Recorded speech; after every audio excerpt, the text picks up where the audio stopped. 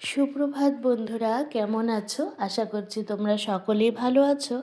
আর আমিও কিন্তু এই ঠান্ডায় বেশ ভালোই রয়েছি। তবে সকালে কিছু সমস্যা সে তো সবারই হচ্ছে। আসলে মেয়ের স্কুল যেহেতু খুবই সকালে, আর এই কয়দিন যা ঠান্ডা পড়েছে সে তো আর বলার নেই, আমরা সকলেই জানি। তাই খুব কষ্ট হয় এই সকাল সকাল ওকে ডেকে তুলে রেডি করিয়ে স্কুলে পাঠাতে।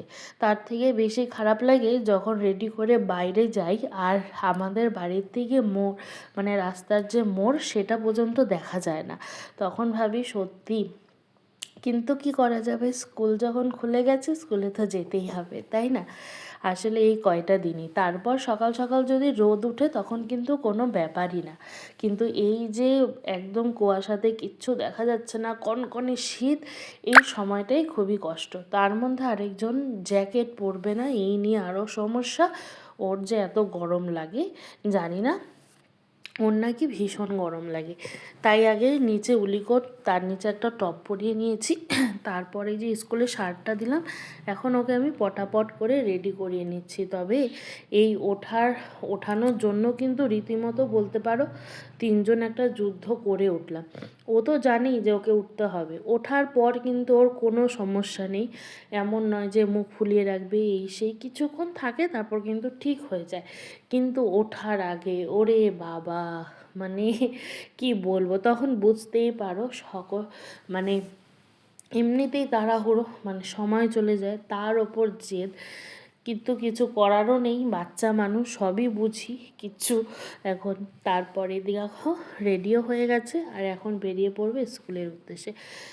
আজকে জ্যাকেটটা পরিয়েছি, তবে জ্যাকেটটা রাখে না, জ্যাকেট ও খুলে ফেলে। আর স্কুলের সোয়েটার তো ভিতরে রয়েছে, তো ওর বাবা বললো তাহলে বাইকে করে যেহেতু যাবে কিছুতেই জ্যাকেট পরবে না, জ্যাকেটটা পরে যা, তারপরে আবার নয়তো পাপাকে দিয়ে দিস, নিয়ে চলে আসবে। আর এদিকে একটা চাদর দিয়ে পুরো মুখ ভালো করে ঢেকে দিয়েছি, আর নিচে তো টুপি পরানোই আছে। আজকে না ভীষণ ঠান্ডা, ভীষণ মানে ভীষণ ঠান্ডা। দাঁড়াও তোমাদের দেখাচ্ছি, আমাদের ওরা যে বের হলো, বের হওয়ার পর আর মানে কুয়াশাতে দেখা যাচ্ছে না মোড়টা পার করলো কি না। এই দেখো কি কুয়াশা, ওরে বাবা, মানে কি রাস্তার হিসেব কিচ্ছু বোঝা যাচ্ছে না, এত কুয়াশা। সেই ছোটোবেলার কথা মনে পড়ে গেল। ছোটোবেলায় এরকম কুয়াশার মধ্যে সকাল সকাল পড়তে যেতাম, ঠিক তখনকার কথা মনে পড়ে গেল। এখন মেয়ে স্কুল যাচ্ছে এই কুয়াশার মধ্যে। তারপর ওকে স্কুল পাঠিয়ে আমি তখন ঢুকবো ঘরে। তার কারণ বিছানা সম্পূর্ণ পরিষ্কার করতে পারিনি, কিছুটা বাকি রয়েছে, সেটাকে আগে ঠিক করে নেব। আর শীতের সকালই বলো আর যাই বলো, সময় কি আর থেমে থাকে বলো তো? সময় কিন্তু ঠিক ঘড়ির কাঁটা চলতেই থাকে। তো দেরি করলেই দেরি, আবার অন্যদিকে দেরি, সেজন্য আর না বসে আগে পটাপট করে নিচ্ছে। উঠেছে কিন্তু অনেক সকালেই, এই 6টার সময় উঠেছি। উঠে তো দেখি কিচ্ছু দেখা যাচ্ছে না, মানে পুরো উঠোন একদম অন্ধকার। ওই অন্ধকারেই উঠোন ঝাঁট দিতে দিতে একটু আলো দেখা গেল, তারপরে তো ঘরেই ঢুকে গেলাম। আসলে অত সকাল সকাল না, মানে সবাই তো ঘুমিয়ে থাকে, ভালো লাগে না, ভয় ভয় লাগে একটা অন্ধকার থাকলে পরে। আর আলো ফুটে গেলে কিন্তু চিন্তাটা থাকে না। আর এইদিকে বিস্কুটের প্যাকেট, কৌটো আর কি বিছানার মধ্যে, তার কারণ একটা মেরি বিস্কুট খাইয়ে দিয়েছি, কিচ্ছু খেতে চায় না এই সকালবেলায়। কাঠবাদাম একদিন খাবে তো দুদিন খাবে না, ভিজিয়ে রাখি, খুব মানে সমস্যা ওর খাবার নিয়ে। তারপর এদিকে কিছু শীতের দিনে যেটা সব থেকে বড় সমস্যা, সেটা হচ্ছে ঘর আর গোছানো সম্ভব হয় না, খালি এলোমেলো এলোমেলো এলোমেলো, এটার ওপর এই সোয়েটার, এটা ওই সোয়েটার, ওই সোয়েটার, মানে খুব অবস্থা কেরোসিন হয়ে যায় একদম। আর চেয়ার তো মানে নিমেষের মধ্যে ভরে যাচ্ছে, কেউ একটা কোনো ড্রেস পাল্টালে পরেই, আর জ্যাকেট ছাড়া তো এখন উপায়ই নেই। আর বুঝতেই পারো জ্যাকেট কত ভারী ভারী হয়, কত বড় বড়, একদম মানে চেয়ার সব কিছু মানে ভর্তি।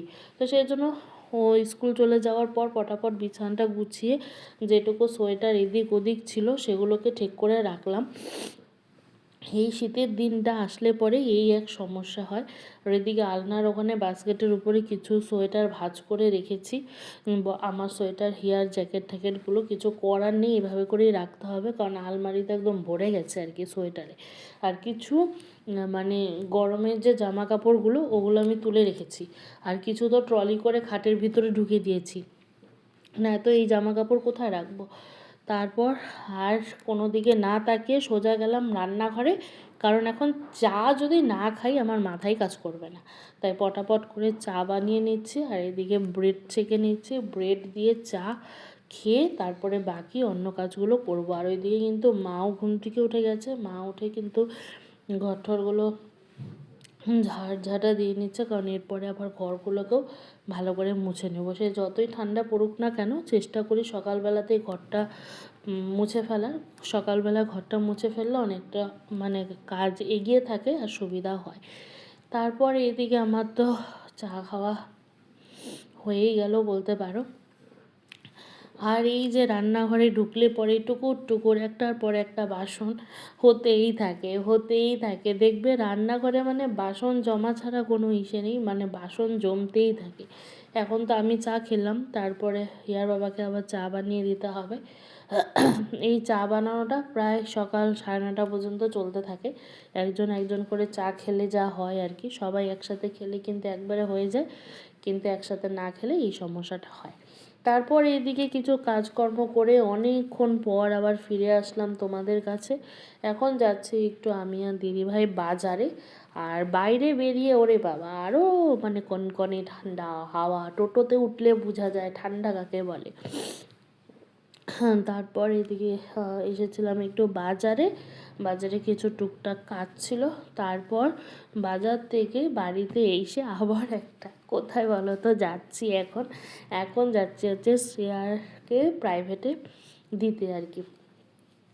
তো দিদিভাই বললো চলো, একা একা যাবো ভালো, আসলেও তাই। দেখবে 2-3জন থাকলে কিন্তু মানে রাস্তা তাড়াতাড়ি পেরিয়ে যায়, আর একা একা গেলে কিন্তু রাস্তা যেন শেষই হয় না।